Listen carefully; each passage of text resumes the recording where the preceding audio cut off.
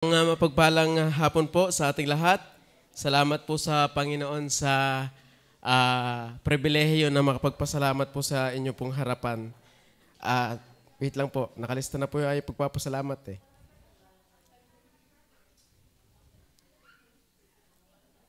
Yan. So, una ko pong ipinagpapasalamat, una ay sa kaligtasan. Ano po, yan po ang hugot talaga ng atin pong ipinagpapasalamat. Yung kaligtasan. Dahil biyaya po talaga ang maligtas. Alam niyo po, ang maligtas ay wala hong katumbas. Ano po? Yan po ay talagang lahat ay biyaya ng Panginoon at hindi po natin yan makakamit sa ating gagawin o performance na ating iniaaros sa Panginoon, kundi ang Panginoon ang gumawa ng kaligtasan natin. Salamat sa kaligtasan yan. Pandalawa, yung pribilehiyo na makapaglingkod. Ano po? Lagi ko pong tinitingnan na ang paglilingkod po sa Panginoon ay hindi po, kumbaga po ay ordinaryong bagay. Ang paglilingkod po sa Panginoon ay ito po yung pribilehiyo. Hindi po lahat ay, kumbaga po, qualified na makapaglingkod. Una, makapaglingkod lamang, siyempre yung naligtas. Yung nakatiyak talaga ng kaligtasan na pagka ikay lumisan, tiyak mo ikay palangit. At pandalawa, yung ikaw ay talagang anak ng Diyos.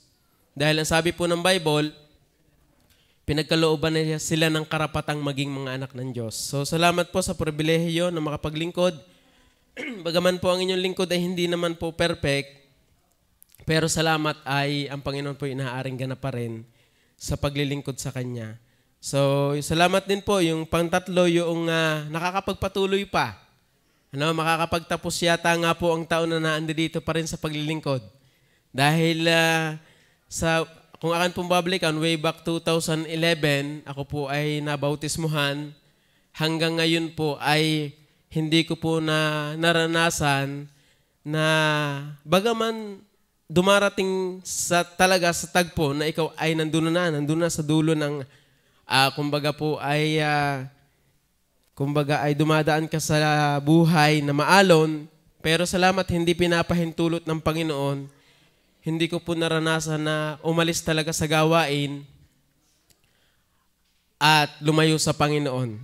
Salamat po doon sa biyaya na nakakapagpatuloy pa dahil kung akin pong titingnan way back 2011 hanggang 2024 ngayon, ay meron din po tayong mga kapatiran na lumayo rin sa Panginoon. Ano?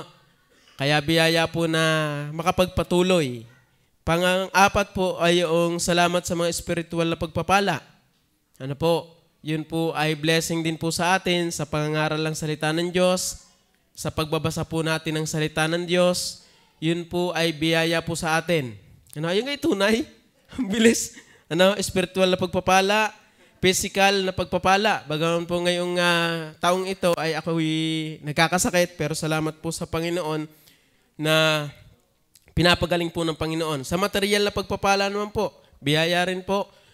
Talagang ako po'y nagpapasalamat sa Panginoon. Bagaman ako po'y nasa paglilingkod, hindi po, kumbaga po ay ang tingin sa mga lingkod ng Panginoon ay aba. Ano po?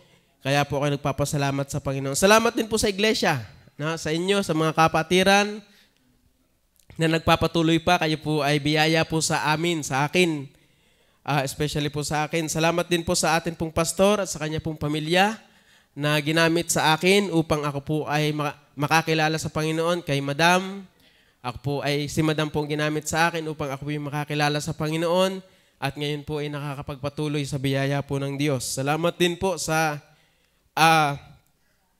yun nga po, sa mga mensaheng naririnig. Salamat din po sa pag-iingat, lalo na po sa ministry ng driving.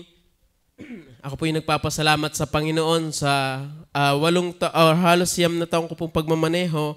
Akin pong binabalikan ay salamat po na ang Panginoon pa rin po yung nag-iingat sa akin. Ano po, ayun po ay ako po yung talaga nagpapasalamat ng malaki dahil ako naman po ay nakakasaksi din, nakakapanood din ng mga disgrasya sa kalsada, pero salamat po sa Panginoon na ang Panginoon po talaga ay nag-iingat. Hindi ho sa galing magmaneho. Dahil kung ang ang pagmamaneho ang tatanungin ay mahirap pong magmaneho at hindi po hawak natin ang manabela. Pero salamat sa Panginoon, ang Panginoon po ang nag-iingat.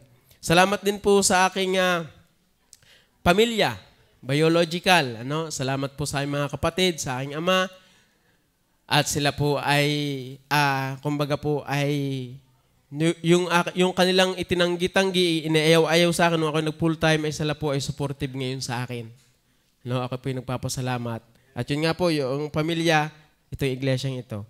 Ako po yung nagpapasalamat sa Panginoon. So, yun lamang po muna sa ngayon at salamat po sa Panginoon sa lahat-lahat ng biyaya na aking